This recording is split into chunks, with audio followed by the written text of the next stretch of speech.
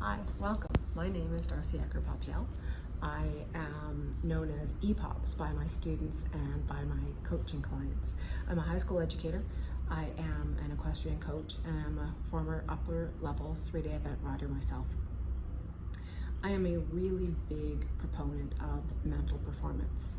I think it matters increasingly for us to understand how our brains work and understand a little bit about the biology and the mechanism of it so that we can use that knowledge to develop tools that we can use to our benefit so we can achieve things that we want to achieve, so we can get through those really hard moments, so we can push through failures and not consider them something that defeats us, rather something that allows us to learn more about ourselves, more about our journey, develop more tools so that next time, because there will be a next time, so that next time we can be more successful.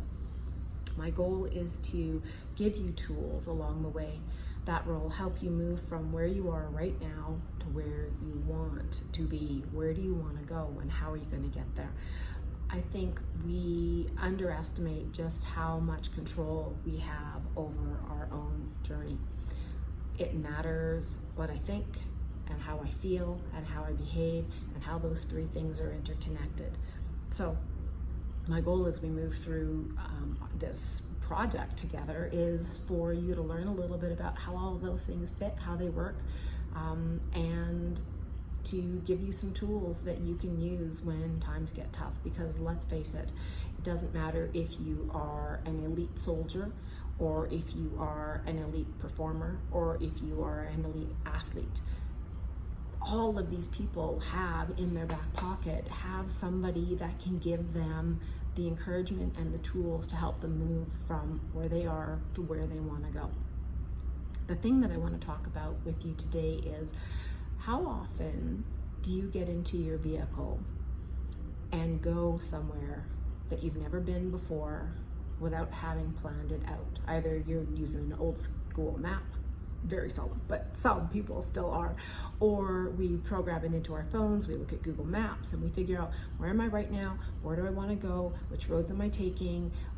What happens if there's massive construction or a big accident? How do I detour? How long is it going to take me? How much gas do I need? All of those things. We make these plans and we figure out, where am I going and how am I going to get there?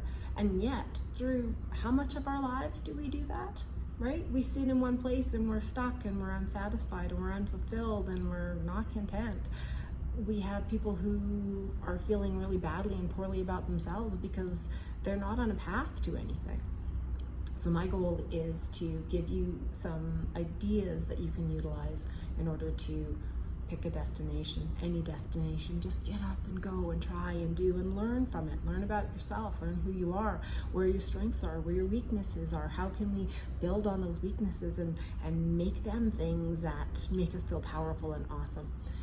It's really important when we're doing these things that we think about, when I go in quest of a goal, when I go after something, I don't want it to be so high and so lofty that I can't do it, because failure after failure after failure makes me feel terrible.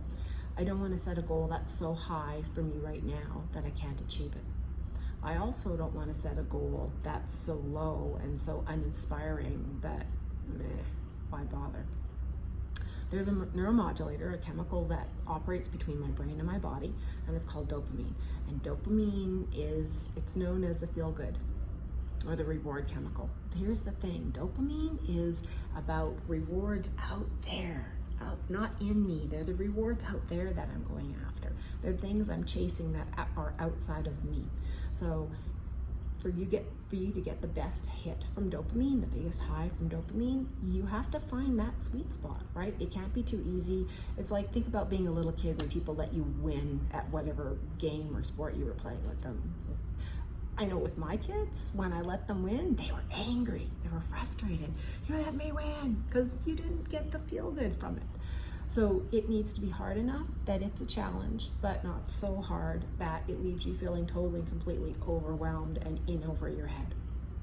I don't want to drop you in the deep tank of the pool if you don't know how to swim. That's terrifying. And by the time you get back to the wall and you're hanging on the wall and you're hyperventilating and you're feeling panicky, that's not a place anybody wants to be. So it's important we set the right goals. Here's the other thing. There's two main kinds of goals for us to set. There are these telescope goals. Think of this great big instrument peering off into the sky, into the vast beyond. That's those long-term goals. Those are really important, but we're going to talk about how to set those telescope goals later on. For right now, I really want you thinking about these kinds of goals, microscope goals. The goals that are right here, right in front of me. They matter today, tomorrow, next week, maybe the next quarter, the next month. So they're not those really long-term goals. So when we're talking about setting those microscope goals, this is an activity I do with my students and my clients. Lots of times I'll say to my riding kids, I'll say, tell me your goals. What do you want to do? Where do you want to go? It's one of the very first things I talk about. And some of my students will give me these things that are so lofty, that are so far down the road, and they don't know how to get to them because they're too far away. And I have other students and clients that give me goals that are so incredibly simplistic that there's no challenge in them. So as a result, no challenge, no reward. So I will get my students and my clients up on their feet and I will say, okay, here's what I want you to do.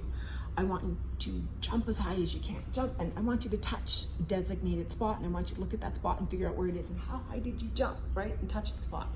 And I'll say, that's pretty good, but can you give me a little more? Could you jump maybe another 2 or 3 centimeters, or maybe another inch? How much higher could you jump? And yeah. Jump, and they jump a little higher. That's good. That's good. But I think you can do better. Can you jump a little higher? And some students, they jump really, really high. Here's the thing that makes the difference. I'll come along and say, that was awesome, but I'd like a volunteer.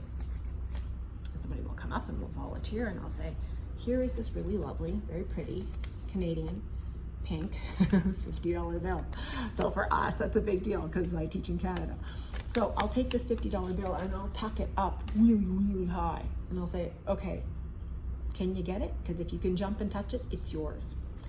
And out of a sudden, these kids who were jumping, they were pushing themselves a little, but not a lot. Out of a sudden, it's like they've got rocket boosters, jet propulsion, they're energy, and they're jumping up really, really high, or they're finding something, and they say, you didn't say we couldn't stand on something. And you're right, I didn't, because I invite you to think outside the box, to push yourself, to look for other things to help you get those goals. So somehow these kids will manage to get that $50 bill, and they're like, yeah, I did it, I feel good. Why? Dopamine. I got a good reward. I got something that makes me feel awesome.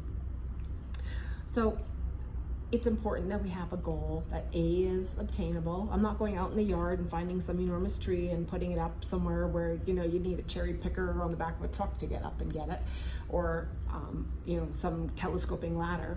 I'm making it so it's within your reach, but it's a challenge. So it's important that you set goals that are tricky, a little hard, push you to work a little harder, to look around for your resources, to push yourself to get to it. It's important that it's something that matters to you, that you are invested in, that it's valuable for you. It doesn't matter if you are looking for goals for your scholastics, for your sport, for I want to have better self-control so I don't yell and scream at my best friend or my parents. I want to do better about regulating my emotions, and we're going to talk about how do we do that, because the reality is you can't do well in anything if you don't have control of your emotions. So we will talk about that as well. But for now, I want you to start with, what's a goal for tomorrow, for next week, for next month, for next quarter? What's a goal that you can set for yourself, just 1 or 2, no more, that challenge you to work a little bit hard? And I want you to keep thinking about that magical, motivating reward. So I'd love to hear from you. What's a goal you're setting for yourself that's just lofty enough to make you feel awesomely good when you get there, that you are pretty confident you can achieve, even if you need a little help? Remember, think outside the box. Look around for the resources and those that can be there to help you to pursue this. And then batten down the hatches and get to it. I wish you luck. Let me know. What are you going after? Bye.